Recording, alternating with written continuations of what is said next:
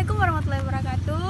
Teman-teman, hari ini kita kesempatan untuk jalan-jalan di Kota Janto. Nah, sekarang kita berada tepat di depan Masjid Jami Kota Janto, Masjid Munawwarah. Nah, masjid ini sendiri mempunyai desain yang sangat unik ya teman-teman.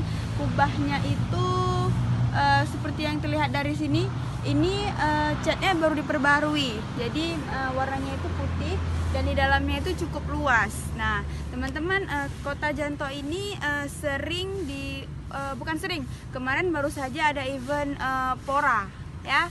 Nah, Kota Janto ini sendiri jauh memang dari pusat kota Banda Aceh karena dia berada di Aceh Besar, dan Kota Janto ini menjadi pusat pemerintahan Kabupaten Aceh Besar, dan di sebelah sana itu banyak perkantoran-perkantoran instansi pemerintah. Nah, teman-teman, kalau ingin melihat langsung bagaimana kondisi atau isi dari Masjid Al Munawwarah ini, silahkan datang ke Kota Janto.